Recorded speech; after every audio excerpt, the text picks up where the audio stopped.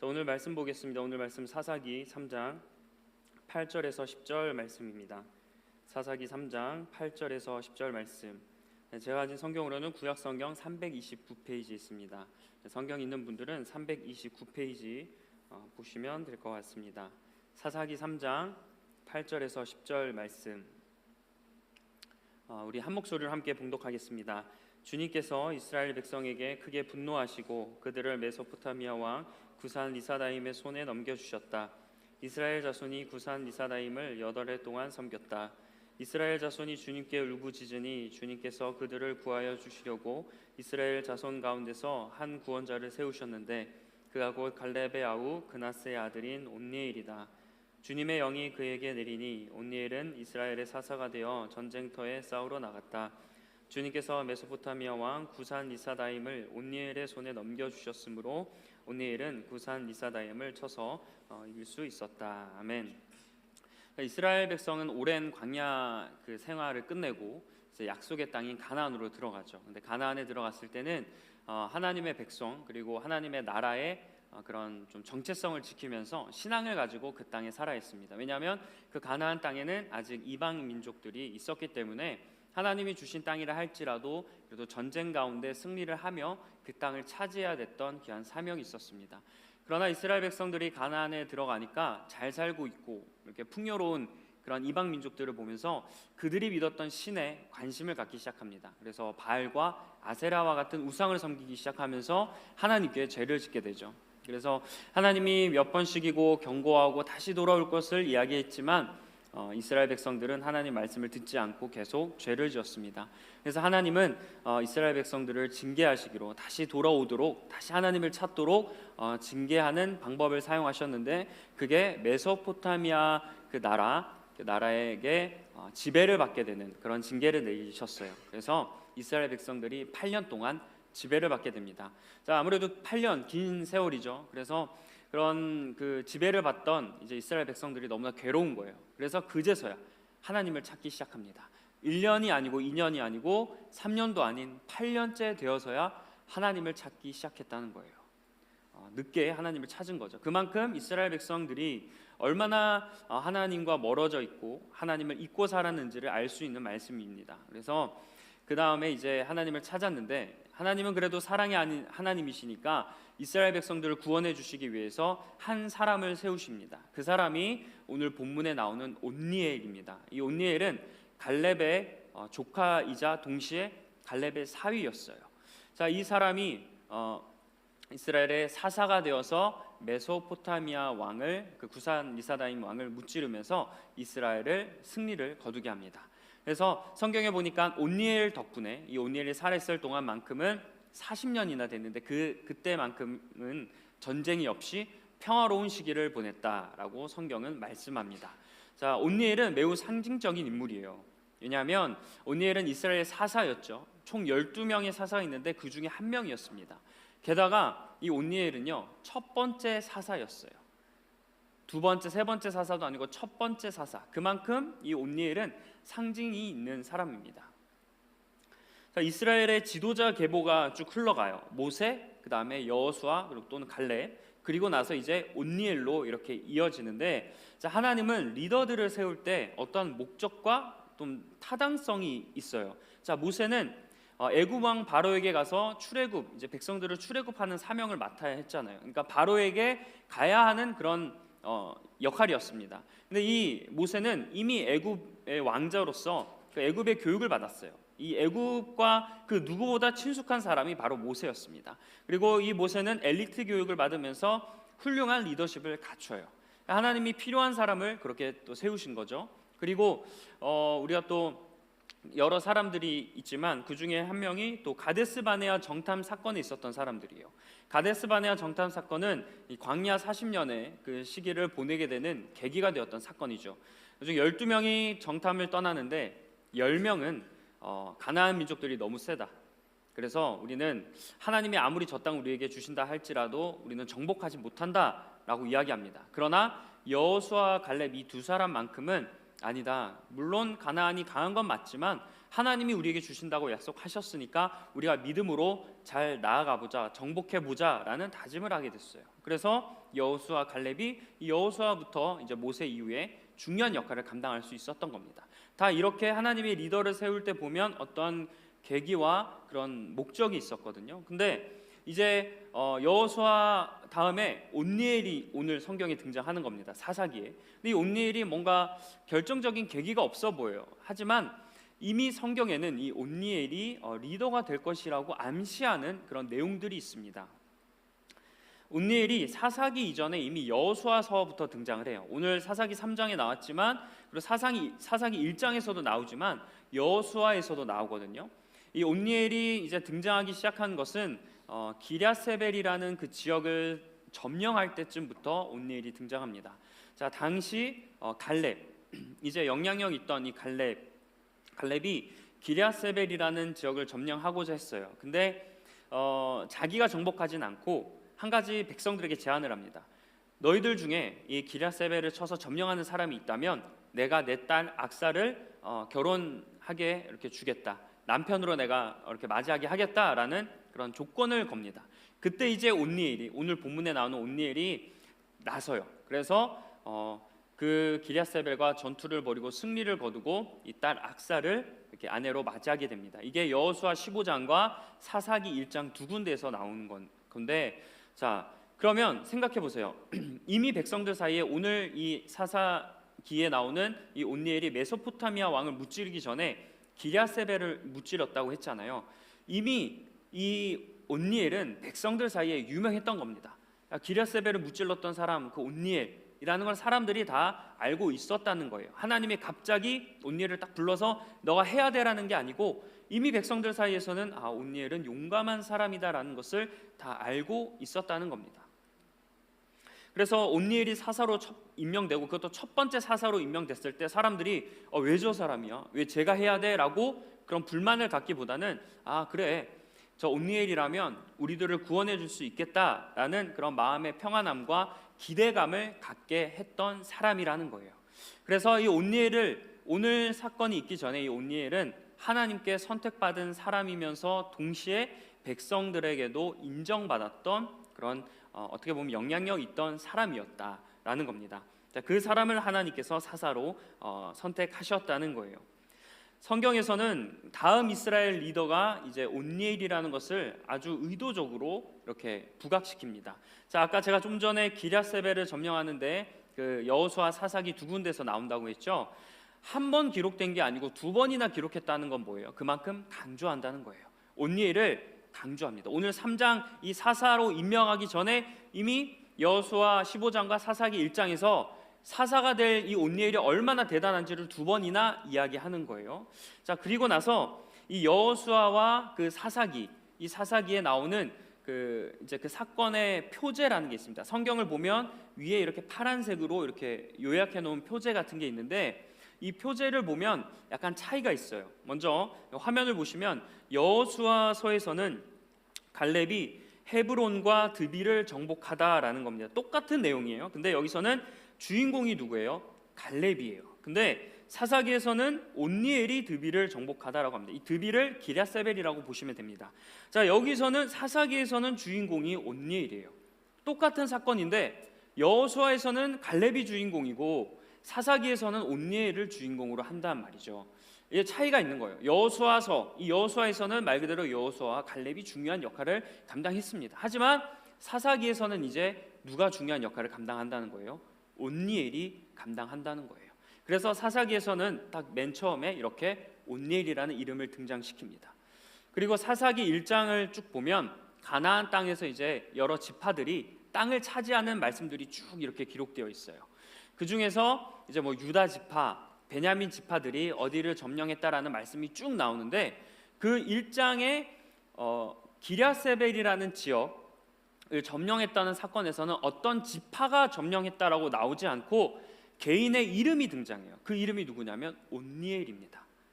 유일하게 지파들만 언급되는데 이름 온니엘만 이름으로 기록해 놓았습니다. 이건 뭘까요? 의도적으로 성경이 온니엘이 앞으로 얼마나 큰 역할을 감당할 것이며 이 사람이 얼마나 위대한 사람인지를 성경이 의도적으로 이렇게 기록해 놓은 겁니다. 사실 이게 그냥 성경 읽으면 보이지 않을 거예요. 그래서 우리가 좀 성경을 이렇게 깊게 봐야 되는 이유인데, 저도 사실 이거를 처음에 성경 읽을 때 몰랐습니다. 근데 오늘 말씀을 준비하면서 여러 본문들을 좀 보다 보니까 이 표제를 제가 발견하게 됐어요. 여호수아에서는 갈렙이 주인공인데 사사기에서는 온니엘을 주인공으로 하는구나. 그 다음에 이제 온니엘이 이렇게 등장하겠구나를 제가 말씀을 준비하고 묵상하면서 깨달으면서, 하나님께서 깨달음을 주시면서 저 되게 개인적으로 소름 돋았습니다. 이처럼 이 온니엘은 의도적으로 우리가 성경에서는 바꿨다고 말하진 않아요. 그러나 이걸 보면 이 내용이 기록되어 있다는 겁니다. 그만큼 당시의 온니엘이, 사사기 이제 이 시대에서는 온니엘이 되게 중요한 인물이었다라는 거죠. 갈렙이 기럇세벨과 싸울 때 그 싸울 사람을 찾았잖아요. 그때 유일하게 온니엘만 나간다고 했습니다. 결국 그리고 승리를 거뒀어요. 자, 이게 계기가 돼서 오늘 사사기에 보면 이스라엘 첫 번째 사사가 되었다라고 성경은 말씀하고 있는 겁니다. 이렇게 전개가 되는 거예요. 그때 용감하게 기럇세벨을 했던 이 온니엘이 하나님이 그걸 보시고 첫 번째 사사로 임명하셨다. 이 스토리를 하나님이 말씀하시는 겁니다. 자, 예전에는 갈렙 한 사람을 위해 싸웠던 사람이에요. 그러나 이제 온니엘은 어떻게 되냐면 이스라엘 나라를 위해, 한 사람이 아니라 한 나라, 더 많은 백성들을 위해 싸우는 위대한 인물로 쓰임받고 있다는 겁니다. 온니엘이 과거에 그때 용기를 내야 되는 자리, 그 자리에서 믿음을 가지고 자기가 싸우겠다 하고 승리를 거뒀더니 하나님이 더 큰 비전을 그에게 주시고 그를 더 크게 사용해 가시는 거죠.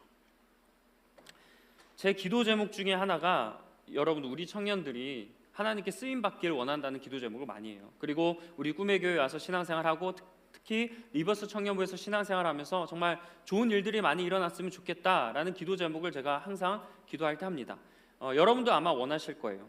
여러분도 이렇게 신앙생활하면서 좀 이렇게 하나님께 쓰임 받고 싶다 이런 마음이 있을 텐데, 근데 저는 개인적으로 기도할 때 쓰임 받고 싶다 했을 때 뭐 남들이 부러워할 만한 자리에 가고 돈을 많이 벌고 뭐 명예가 높아지는 이런 것보다는 그래도 여러분이 순간순간마다 하나님의 은혜를 경험하고 하나님의 역사하심을 경험했으면 좋겠다, 이렇게 하면서 하나님께 쓰임 받는 우리 청년들이 되게 해주세요라고 기도하고 있습니다.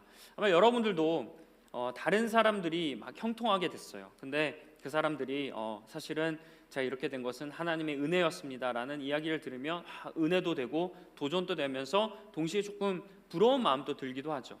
그래서 아마 여러분들 중에서도 하나님, 저도 저 사람처럼 하나님의 능력을 경험하면서 그렇게 하나님을 고백하는 사람이 되고 싶다라는 그런 간증이나 하나님께 간절하게 기도를 하길 원하죠.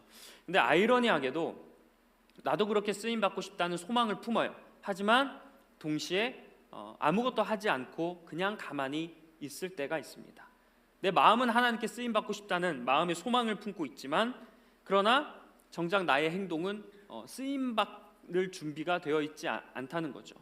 그냥 예를 들어서 하나님께서 나에게 분명히 일상에서도, 삶의 자리에서뿐만 아니라 신앙에서도 좋은 기회를 여러 번 주시는데 내가 여러 가지 이유를 대면서 그 자리를 받지 못한다는 겁니다.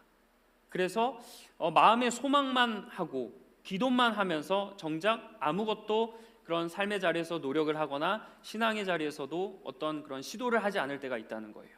마음은 원해요. 하지만 정작 나의 마음과 생각과 그리고 행동이 다르게 그렇게 돌아간다는 거죠. 내가 하나님께 쓰임받고 싶어 하면서도 동시에 내가 쓰임받기 위해서 아무것도 하지 않는 것, 그게 과연 정작 내가 쓰임받고 싶고 그러기 위해서 내가 삶을 준비하고 있는 것일까라는 질문 앞에는 그렇게 준비하고 있다라는 그런 대답을 우리가 할 수 없습니다. 나는 가만히 있을 테니까 하나님이 알아서 나에게 좋은 일들을 베풀어 달라고, 좋은 직장도 주시고 뭐 좋은 배우자도 주시고 내가 아주 은혜로운 일들을 경험하게 해달라고 기도하는 것, 이게 사실은 믿음이 좋은 기도 같지만 하나님을 복권처럼 생각하는 것 같아요. 나는 이렇게 하고 긁을 때 좋은 거 나오게 해달라는, 나는 아무런 그런 시도하지 않고 그렇게 뭔가 일확천금을 꿈꾸는 그런 기도가 과연 하나님께 쓰임받는 사람이 할 수 있는 그런 건강한 그런 거룩한 기도일까라는 질문 앞에는 우리가 그렇다라고 대답하기가 어렵다는 겁니다. 그래서 이렇게 소망만 품고 기도하기보다는 우리가 뭔가 그래도 용기를 내고 감당해야 될 일들이 삶에 그리고 신앙적으로 있다는 거죠. 그래서 저와 여러분이 함께 품었으면 하는 마음이 있습니다. 그게 이사야 6장 8절의 말씀이에요. 자, 이 말씀을 우리가 한 목소리로 함께 읽겠습니다. 시작. 그때 나는 주님께서 말씀하시는 음성을 들었다. 내가 누구를 보낼까? 누가 우리를 대신하여 갈 것인가? 내가 아뢰었다. 제가 여기에 있습니다. 저를 보내어 주십시오. 자, 이 결단이 우리의 결단이 되었으면 좋겠습니까? 하나님이 어떤 자리를 찾으세요. 여기에 무언가 누가 있었으면 좋겠다라는 마음이 있으세요. 그때 하나님이 지정하시기도 하지만 그때 우리가 이렇게 고백했으면 좋겠어요. 하나님, 제가 하겠습니다. 하나님, 저를 보내주십시오. 갈렙의 그런 얘기에 믿음으로 하고 구원하고자 하는 그런 이야기 안에 믿음을 가지고 온니엘이 제가 하겠습니다라고 나섰던 것처럼, 우리도 방금 이 이사야가 고백했던 것처럼 우리도 하나님, 제가 그 일을 감당하겠습니다. 저를 보내주세요라는 기도, 그리고 실제로 믿음을 가지고 어떤 일들을 감당해내는 그런 결단이 필요하다는 거예요. 갈렙이 직접 기럇세벨을 점령할 수 있었잖아요. 자기가 할 수 있는데 왜 그러면 그 부탁을 하고 자기 딸까지 이렇게 결혼시켜 주면서까지 이렇게 부탁을 했을까? 사실 이 갈렙도 두려운 거겠죠. 갈렙이 얼마나 용맹한 사람입니까? 정탐했을 때 나머지 사람들은 안 된다라고 했을 때 그래도 이 갈렙은 여호수아와 함께 하나님의 이름으로 한번 해보자라고 했던 그런 사람이에요. 그러나 이 사람도 어쨌든 그 기럇세벨 거기 앞에 좀 두려운 마음이 있었던 거죠. 그래서 이런 부탁을 했을지도 몰라요. 그러나 그런 어려움이 있던 그런 까다로운 기럇세벨이었지만 온니엘은 자기가 하겠다고 용기를 내고 과감하게 움직였다는 겁니다. 성경을 우리가 쭉 보면요, 여러 사람들이 등장하죠. 근데 그 중에서 하나님께 그래도 쓰임 받았던 사람, 그리고 자기가 믿음을 가지고 어쨌든 어려움을 극복했던 사람들의 특징은 절대로 게으르거나 또는 나태하거나, 그리고 여러 번 실패했다고 해서 포기하거나, 그리고 불안하다고 해서 도전을 하지 않았던 사람들이 아닙니다.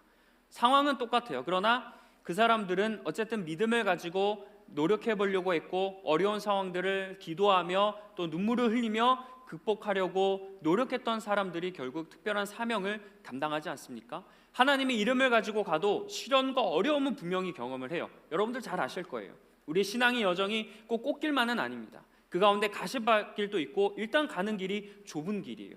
그래서 그 가운데 우리에게 또한 그 결단과 도전을 사라지게 하는 그런 어려운 순간들이 찾아옵니다. 그러나 성경을 보면 하나님께 그래도 이렇게 믿음으로 나아갔던 사람들은 그런 상황 가운데서도 도전했던 사람들이었다. 자, 성경은 단지 위로를 주는 책은 아닙니다. 우리가 그렇게 살아가라고 하나님이 말씀하시는 거죠. 하나님의 말씀이 담겨 있으니까. 그래서 성경을 읽으면서 우리가 이렇게 믿음으로 할 수 있구나, 그리고 그렇게 살아야겠구나라는 그런 마음을 우리가 품길 간절히 소망합니다. 자, 여러분 현재 고민하고 있는 일들이 있을 거예요. 쉽게 나서지 못하고 머뭇거리는 일들이 있을 겁니다. 다른 사람들이 회피하는 그런 일들, 또는 평판이 좋지 않은 일들이나 경제적으로 그렇게 크게 이익이 되지 않는 일들, 그리고 그 가운데 관계적으로 어려운 일들을 마주하게 될 거예요. 그래서 그 일로 인해서 혹시 주저하는 분들도 계실 겁니다. 나는 조금 더 큰 일을 하고 싶은 그런 욕심이 있는데 현재 내가 해야 되는 일들은 그보다 작은 일, 보잘것없는 일처럼 보이는 것 때문에 뭔가 나 스스로도 되게 자존감이 낮아지고 하찮아 보이는 그런 느낌이 생길 때가 있어요. 그러나 여러분, 오늘 말씀을 통해서 우리가 알 수 있는 사실은 일단 우리가 용기를 내고 결단하며 시작해야 한다는 겁니다. 겉으로 보기에는 두려워 보이고 어려워 보일 수 있는 일이고, 또는 작고 보잘것없어 보이는 일일 수 있어요. 그런데 그 일이 하나님의 기회라는 것을 우리가 깨달아야 합니다. 하나님의 기회가 그렇게 포장되어 우리에게 주어질 수 있다는 거예요. 믿음의 반대말은 두려움이라고 했죠. 그래서 우리가 하나님의 계획과 인도하심을 믿는다면 우리에게 주어진 일, 그런 불안과 걱정과 두려움이 생기는 일이라 할지라도 믿음으로 극복해야 나가야 합니다. 여러분, 날 향한 계획이라는 찬양 아시죠? 날 향한 계획이라는 찬양 중에 가사가 되게 은혜로워요. 가사에 보면 매 순간 나에게 요구하시는 작은 믿음들, 그 속에 날 향한 계획 섭리가 있다네라는 가사가 있습니다. 매 순간 나에게 요구하시는 작은 믿음들이 있대요. 큰 믿음이 아니라 작은 믿음들. 그러니까 우리도 온니엘처럼 그런 기럇세벨을 점령해야 되는 것처럼 메소포타미아를 점령하기 전에 어떤 작은 그런 믿음의 요구들이 우리 삶에 주어진다는 거예요. 아까 얘기한 대로 그게 하나님의 기회로 포장되어 우리에게 주어집니다. 그때 우리도 온니엘처럼 용기 내서 도전을 해야 합니다. 요구하시는 믿음, 우리의 믿음을 요구하신다는 거예요. 과연 얘가 나를 믿고 그 일을 할 수 있는가? 다른 사람을 두려워하고 주저하지만 얘가 나를 믿고 의지함으로 그 일을 감당해낼 믿음이 있는가? 아무리 그런 파도와 같은 그런 거여도 발을 내디딜 수 있는 그런 믿음이 우리에게 있는가를 주님이 보신다는 겁니다. 자, 요셉도 보디발의 가정 총무가 되었죠. 근데 이 요셉이 가정 총무 일을 진짜 잘했습니다. 작은 일일지라도 노예로 있지만 잘 감당했어요. 그랬더니 하나님께서는 그 사람을, 요셉을 한 사람의 총무가 아니라 애굽이라는 강대국의 나라의 총리로 하나님이 요셉을 쓰셨습니다. 그리고 주님께서도 달란트 비유에서 2달란트, 5달란트 받은 사람이 이렇게 결과를 냈을 때 뭐라고 하냐면 적은 일에 너가 충성했다, 내가 그래서 많은 일을 너에게 맡긴다라고 하셨어요. 2달란트 받은 사람에겐 적은 거라 하면 이해가 되겠지만 그래도 1달란트, 2달란트, 5달란트 받은 사람 중에 5달란트를 받았으면 그래도 네가 많은 거에 충성을 했네 라고 하실 법 하잖아요. 근데 주님이 보시기에는 적은 거라는 거예요. 똑같이 5달란트 받은 사람에게도 너가 작은 일에 충성하였으니 내가 많은 것을 맡기겠다라고 주님이 말씀합니다. 하나님이 처음부터 크고 위대하고 그런 누가 봐도 대단하게 보이는 일들을 맡기실 수 있겠죠. 그러나 대부분의 성경을 보면 하나님은 처음에는 작고 하찮아 보이는 일이라 할지라도 그 사람이 과연 그 믿음으로 그것을 감당하는가를 보시고 잘 감당했을 때 하나님이 더 크고 놀라운 일들을 맡기신다라는 것을 우리가 잘 알 수 있게 됩니다. 무엇보다 우리는 교회에서나 신앙에서나 그래도 도전하려고 하죠. 그러나 이런 도전이 우리의 삶의 자리 가운데서도 있어야 한다는 거예요. 성도님들을 이렇게 쭉 보면 신앙적으로는 되게 용기 내고 결단해서 열심히 합니다. 그러나 그의 삶의 자리를 보면 신앙과는 다르게 뭔가 용기 내지 않고 뭔가 좀 소심해지고 머뭇거리는 그런 모습을 볼 때가 되게 많이 있어요.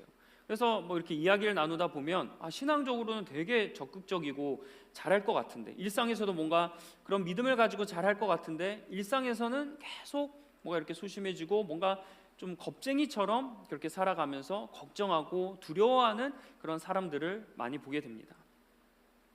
그러나 우리가 믿음은 교회에서만 증명되는 게 아니죠. 믿음에 증명되는 자리는 삶의 자리입니다.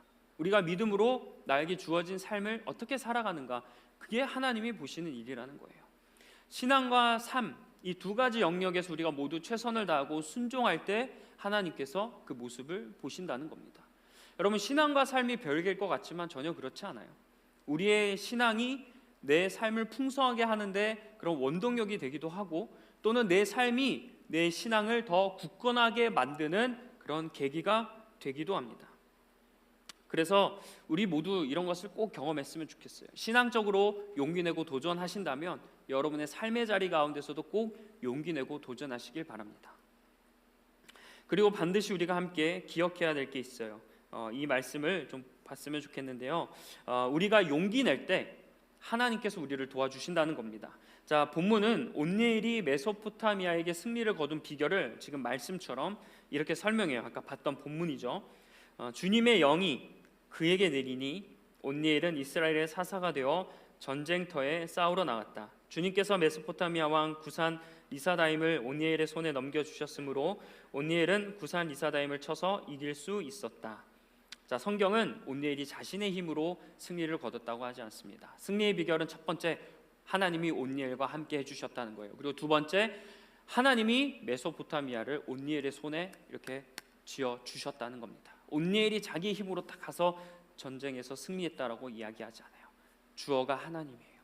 하나님이 온니엘과 함께해서 그가 승리를 거뒀다는 게 오늘 본문에서 말하고 있는 메시지입니다.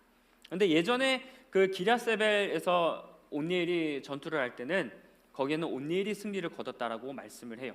하나님이 도와주셨다라는 말씀을 장황하게 설명하지 않습니다.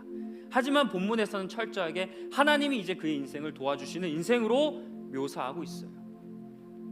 과거에 온니엘이 용기 내었던 그 용기를 보시고 하나님이 그를 계속 붙들어 인도하고 계시는 거죠. 기랴세벨의 용기 냈던 온니엘을 보시고 그의 삶을 계속 주관하고 계셨던 겁니다. 그래서 메소포타미아 승리해야 되는 그 중요한 그런 순간에 이 온니엘을 하나님이 직접 세우시고 하나님의 손으로 일하시는 거예요. 이게 하나님께 붙들린 삶 아니겠습니까? 온니엘은 이제 고백할 수 있어요. 처음에는 내가 용기 내서 결단했지만 그 이후로부터는 하나님이 나와 함께 하셔서 나에게 승리를 거두게 해주셨습니다. 용기 낸 자에게 하나님이 이러한 은혜와 축복을 주신다는 거예요. 이제 말씀을 맺겠습니다. 온니엘이라는 이름의 뜻은 하나님의 힘, 하나님은 능력이시다예요. 사사시대에 여호수아와 갈렙에 이어서 하나님의 힘과 능력이 되는 사람이 필요했습니다. 근데 그 사람이 바로 온니엘이 되었어요. 그래서 온니엘은 메소포타미아를 물리치고 이스라엘에 40년 동안 평화가 임하게 합니다. 혹시 여러분 중에 하나님 저에게 능력을 달라고, 하나님 저도 감당할 수 있는 힘을 달라고 간절하게 부르짖는 분들이 계십니까? 오늘 하나님께서 여러분에게 이렇게 말씀하시는 거예요. 바로 너가 힘이고 능력이라고. 어디 외부적인 어떤 것을 통해서 주어지는 힘과 능력을 기도하지 말고 너 자체가 힘과 능력이라고. 너 존재가 나의 힘과 능력이라 주님이 말씀하시는 겁니다. 무언가 주어졌을 때 너가 하겠다 기도하지 말고 너 자체가 힘과 능력이니까 너 스스로 충분히 용기 내어 도전하라고 우리 주님이 말씀하시는 거예요. 여러분, 우리가 힘과 능력입니다. 하나님의 힘과 능력이 우리예요. 나에게 뭐가 칼이 주어지고 방패가 주어졌을 때 내가 하나님의 능력을 갖는 게 아니라 하나님은 우리 존재 자체를 하나님의 힘과 능력으로 창조하셨다는 거예요. 우리 안에 이미 그런 능력이 있습니다. 그 능력을 알고 믿음을 가지고 도전하라고 오늘 주님이 말씀하시는 거예요. 아마 오늘 여러분이 이 자리에 나오신 것은 하나님께서 이런 메시지, 응원과 위로와 또 힘의 메시지를 주시기 위해서 우리를 이 예배 자리로 초대하신 줄 믿습니다. 자, 이제 여호수아와 갈렙의 시대가 지났어요. 그들은 하나님의 힘과 능력이 되고 이제 다음 온니엘이 하나님의 능력과 힘이 되어 다음 시대를 또한 이끌어 갑니다. 자, 우리도 마찬가지예요. 우리도 이제 기성세대 분들이 하나님의 힘과 능력이 되어 한국 사회 그리고 이 교회를 잘 이끌어 갔습니다. 이제 다음 세대, 온니엘과 같은 세대가 우리 세대가 이제 되어야 되겠죠. 그러나 하나님께서는 그런 이제 다음 세대를 통해 그런 모습을 기대하시고 그 우리들이 잘 이끌어가길 원하시는데 한 사람은 찾으실 거란 말이에요. 저와 여러분이 그런 사람이 되어야 되지 않겠습니까? 저도 사역자 세계에서 이제 기성세대 다음에 다음 세대를 이끌어갈 수 있는 그런 다음 리더십을 가진 목회자로 훈련받고 잘 성장해야 됩니다. 도전하고 용기 내고 믿음 가지고 처절하게 사역해야 돼요. 여러분도 마찬가지입니다. 여러분도 각자 주신 달란트와 사명 가지고 주어진 삶의 자리에서 최선을 다하며 살아가셔야 됩니다. 오늘날 우리의 한국과 그리고 세계 그런 흐름들을 보시면 진짜 그리스도인들이 너무나 필요하다는 사실을 우리가 너무 잘 알고 있어요. 정책 결정하고 모든 것을 흐름과 그런 판단할 때 믿는 사람들이 진짜 있어야 되겠다는 것을 요즘 너무나 크게 느끼고 있지 않습니까? 그러면서 동시에 우리가 진짜 느끼는 거는 우리 크리스천들이 진짜 잘 살아야 되겠다, 열심히 삶의 자리에서 잘 살아야 되겠다는 마음이 들어요. 저와 여러분이 이제는 그런 믿음의 바톤을 잘 이어받아서 하나님의 힘과 능력으로 살아가야 합니다. 하나님이 그걸 원하시는 거예요. 그리고 너희들에게도 그런 꿈을 꾸고 너희들이 그런 용기와 도전을 가지고 살아가라고 오늘 이 말씀을 주신 줄 믿습니다. 그 일을 감당할 때 여러분 혹시 해야 되거나 주어지는 일들이 계실 거예요.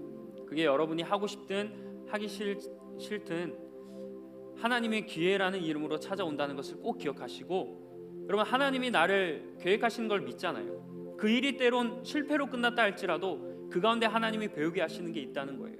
우리는 당장 눈앞의 것만 바라보지만 하나님은 저 멀리를 바라보고 계시지 않겠습니까? 하나님은 우리를 포기하지 않으세요. 오늘 이스라엘 백성들이 죄를 지어서 8년 만에 하나님을 찾아도 하나님은 즉각적으로 온니엘을 보내주셨습니다. 우리 하나님은 그런 하나님이에요. 그러니까 우리가 믿는 자답게 우리의 삶에서 믿음을 가지고 한번 용기 내어 보시고 도전해 보셔서 우리가 삶의 주어진 자리 가운데 하나님의 영광을 드러낼 수 있는 이 시대에 하나님의 힘과 능력이 되시길 주님의 이름으로 간절히 축원합니다. 기도하겠습니다.